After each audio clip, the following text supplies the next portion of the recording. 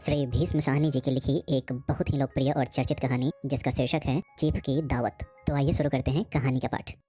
आज मिस्टर शामनाथ के घर चीफ की दावत थी। शामनाथ और उनकी धर्म पत्नी को पसीना पोंछने की फुर्सत न थी। पत्नी ड्रेसिंग गाउन पहने, उलझे हुए बालों का जूड़ा बनाए, मुंह पर फैली हुई सुर्खी और पाउडर को मले, और मिस्टर शामनाथ सिगरेट पर सिगरेट फूंकते हुए चीजों की फेहरिस्त हाथ में थामे एक कमरे से दूसरे कमरे में आ जा रहे थे। आखिर 5 बजते बजते तैयारी मुकम्मल होने लगी। कुर्सियां, मेज, टिपाइयां, नैपकिन, फूल सब बरामदे में पहुंच गए। ड्रिंक का इंतजाम बैठक में कर दिया गया।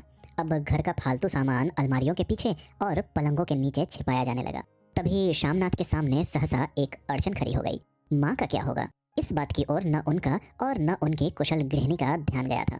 मिस्टर शामनाथ श्रीमती की ओर घूमकर अंग्रेजी में बोले, माँ का क्या होगा? श्रीमती काम करते करते ठहर गई और थोड़ी देर तक सोचने के बाद बोली, इन्हें पिछवाड़े इनकी सहेली के घर भेज दो। रात भर बेशक वहीं रहे, कल आ जाएं। शामनाथ सिगरेट मुंह में रखे सिकुड़ी आंखों से श्रीमती के चेहरे की ओर देखते हुए पल भर सोचते रहे। फिर सिर हिलाकर बोले, नहीं, मैं नहीं चाहता कि उस बुढ़िया का आना जाना यहाँ फिर से शुरू हो।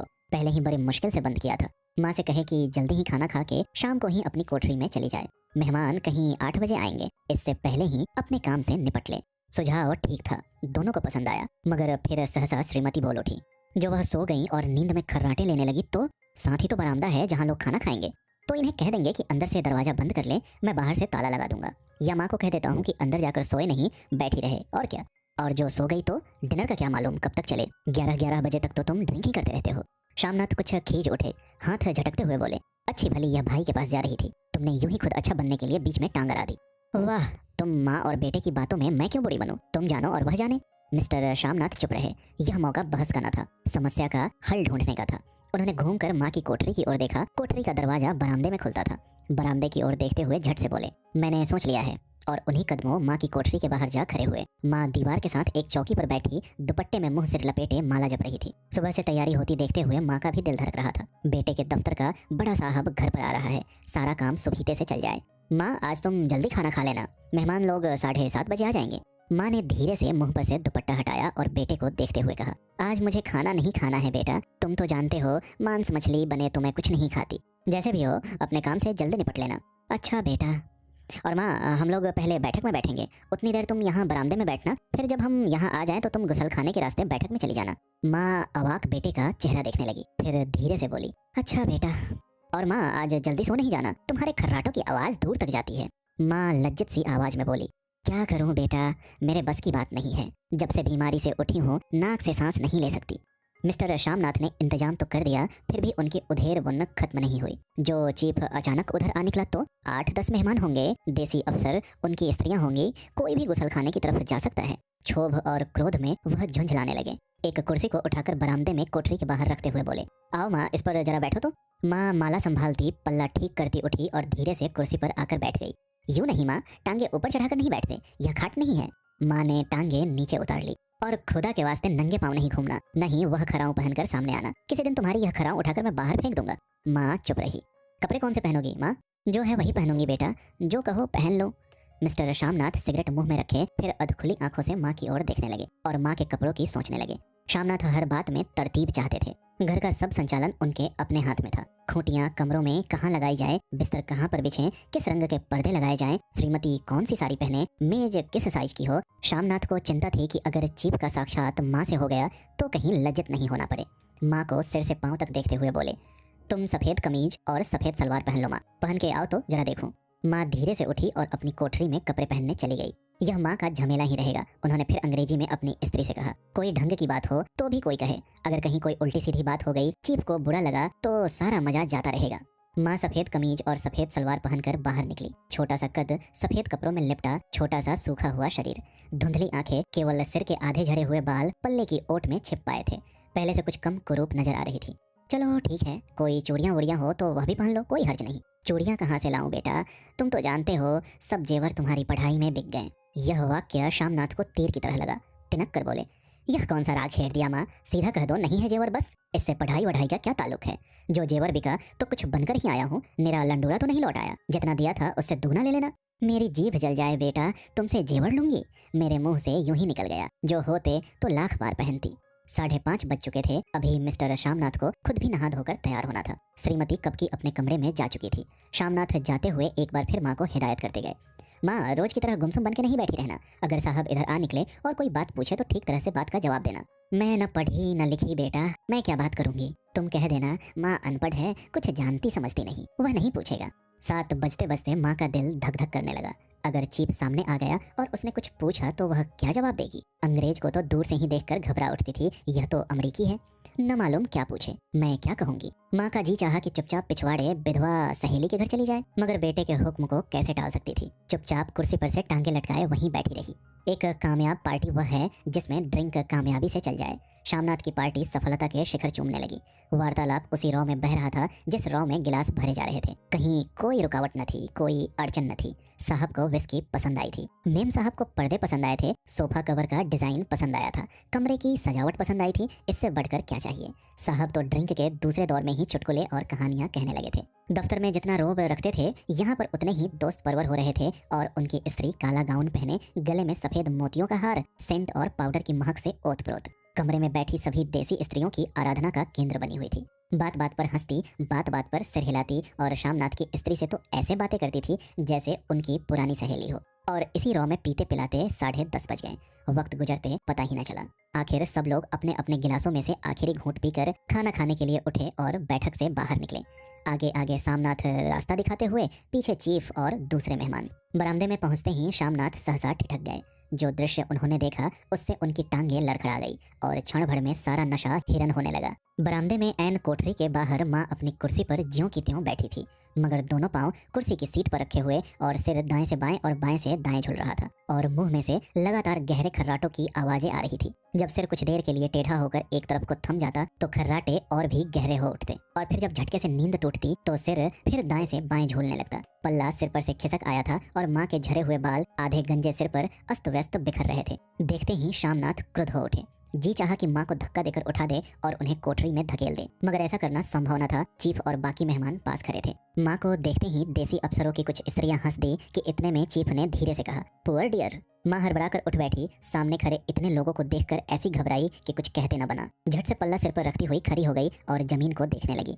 उनके पांव लड़खड़ाने लगे और हाथों की उंगलियां थर थर कांपने लगी। माँ तुम जाके सो जाओ, तुम क्यों इतनी देर तक जाग रही थी। और खिसियाई हुई नजरों से शामनाथ चीफ के मुंह की ओर देखने लगे। चीफ के चेहरे पर मुस्कुराहट थी। वह वहीं खड़े खड़े बोले, नमस्ते। माँ ने झिझकते हुए अपने में सिमटते हुए दोनों हाथ जोड़े, मगर एक हाथ दुपट्टे के अंदर माला को पकड़े हुए था, दूसरा बाहर। ठीक तरह से नमस्ते भी न कर पाई। शामनाथ इस पर भी खिन्न हो उठे। इतने में चीफ ने अपना दायां हाथ मिलाने के लिए माँ के आगे किया। माँ और भी घबरा उठी। माँ हाथ मिलाओ, पर हाथ कैसे मिलाती।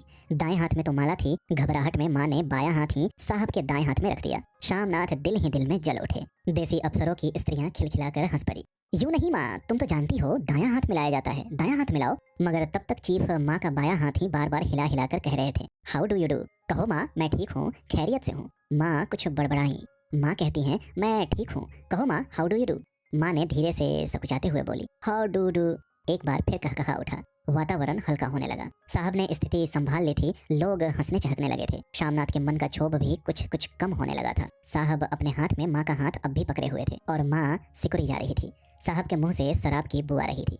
शामनाथ अंग्रेजी में बोले, मेरी माँ गांव की रहने वाली है, उम्र भर गांव में रही है, इसलिए आपसे लजाती है। साहब इस पर खुश नजर आए। बोले, सच, मुझे गांव के लोग बहुत पसंद हैं। तब तो तुम्हारी माँ गांव के गीत और नाच भी जानती होंगी। चीफ खुशी से सिर हिलाते हुए माँ को टकटकी बांधे देखने लगा। माँ, साहब कहते हैं कोई गाना सुनाओ, कोई पुराना गीत, तुम्हें तो कितने ही याद होंगे। माँ धीरे से बोली, मैं क्या गाऊंगी बेटा, मैंने कब गाया है। वाह माँ, मेहमान का कहा भी कोई टालता है। साहब ने इतना रीझ से कहा है, नहीं गाओगी तो साहब बुरा मानेंगे। मैं क्या गाऊं बेटा, मुझे क्या आता है। वाह, कोई बढ़िया टप्पे सुना दो, 2 पत्तर अनारा दे। देसी अफसर और उनकी स्त्रियों ने इस सुझाव पर तालियां पीटी। माँ कभी दीन दृष्टि से बेटे के चेहरे को देखती, कभी पास खड़ी बहू के चेहरे को। इतने में बेटे ने गंभीर आदेश भरे लहजे में कहा, माँ। इसके बाद हाँ या ना का सवाल ही ना उठता था।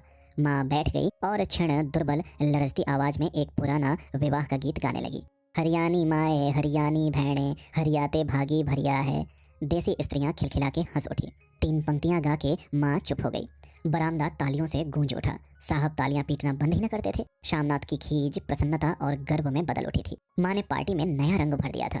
तालियां थमने पर साहब बोले, पंजाब के गांवों की दस्तकारी क्या है। शामनाथ खुशी में झूम रहे थे। बोले, ओह बहुत कुछ साहब, मैं आपको एक सेट उन चीज़ों का भेंट करूंगा, आप उन्हें देखकर खुश होंगे। मगर साहब ने सिर हिलाकर अंग्रेजी में फिर पूछा, नहीं मैं दुकानों की चीज़ नहीं मांगता। पंजाबियों के घरों में क्या बनता है, औरतें खुद क्या बनाती हैं? शामनाथ कुछ सोचते हुए बोले, लड़कियां गुड़ियां बनाती है और फुलकारियां बनाती है। फुलकारी क्या? शामनाथ फुलकारी का मतलब समझाने की असफल चेष्टा करने के बाद माँ को बोले, क्यों माँ, कोई पुरानी फुलकारी घर में है? माँ चुपचाप अंदर गई और अपनी पुरानी फुलकारी उठा लाई। साहब बड़ी रुचि से फुलकारी देखने लगे। पुरानी फुलकारी थी, जगह जगह से उसके तागे टूट रहे थे और कपड़ा फटने लगा था। साहब की रुचि को देखकर शामनाथ बोले, यह फटी हुई है साहब, मैं आपको नई बनवा दूंगा। माँ बना देंगी? क्यों माँ, साहब को फुलकारी बहुत पसंद है, इन्हें ऐसी ही एक फुलकारी बना दोगी ना? माँ चुप रही, फिर डरते डरते धीरे से बोली, अब मेरी नज़र कहाँ है बेटा, बूढ़ी आंखें क्या देखेंगी? मगर माँ का वाक्य बीच में ही तोड़ते हुए शामनाथ साहब को बोले, वह जरूर बना देंगी, आप उसे देखकर खुश होंगे।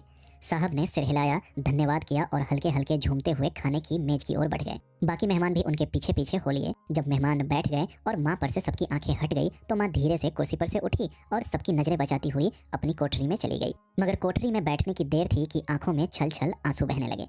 वह दुपट्टे से बार बार उन्हें पहुंचती, पर वह बार बार उमर आते, जैसे बरसों का बांध तोड़कर उमर आए हों। माँ ने बहुतेरा दिल को समझाया, हाथ जोड़े, भगवान का नाम लिया, बेटे के चिरायु होने की प्रार्थना की, बार बार आंखें बंद की, मगर आंसू बरसात के पानी की तरह जैसे थमने में ही न आते थे। आधी रात का वक्त होगा, मेहमान खाना खाकर एक एक करके जा चुके थे। माँ दीवार से सटकर बैठी आंखें फाड़े दीवार को देखे जा रही थी। घर के वातावरण में तनाव ढीला पड़ चुका था। मोहल्ले की निस्तब्धता शामनाथ के घर भी छा चुकी थी। केवल रसोई में प्लेटों के खनकने की आवाजें आ रही थी। तभी सहसा माँ की कोठरी का दरवाजा जोर से खटकने लगा। माँ, दरवाजा खोलो। माँ का दिल बैठ गया, हड़बड़ा कर उठ बैठी। क्या मुझसे फिर कोई भूल हो गई? माँ कितनी देर से अपने आप को कोस रही थी कि क्यों उन्हें नींद आ गई, क्यों वह ऊँघने लगी।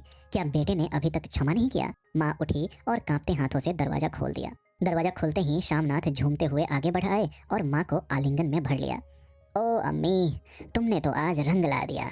साहब तुमसे इतना खुश हुआ कि क्या कहूँ। ओ अम्मी, अम्मी। माँ की छोटी सी काया सिमटकर बेटे के आलिंगन में छिप गई। माँ की आंखों में फिर आंसू आ गए। उन्हें पोंछती हुई धीरे से बोली, बेटा तुम मुझे हरिद्वार भेज दो, मैं कब से कह रही हूँ।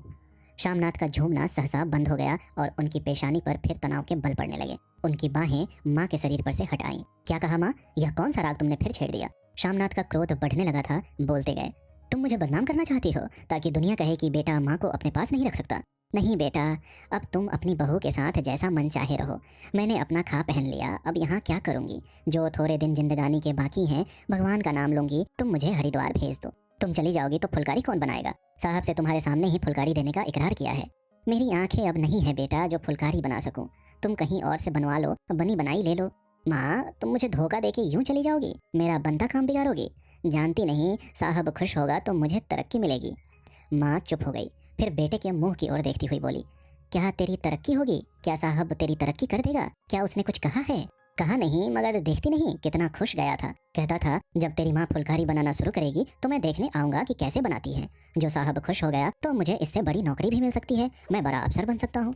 माँ के चेहरे का रंग बदलने लगा। धीरे धीरे उनका झुर्रियों भरा मुंह खिलने लगा। आंखों में हल्की हल्की चमक आने लगी। तो तेरी तरक्की होगी बेटा, तरक्की यूं ही हो जाएगी। साहब को खुश रखूंगा तो कुछ करेगा, वरना उसकी खिदमत करने वाले और भी हैं।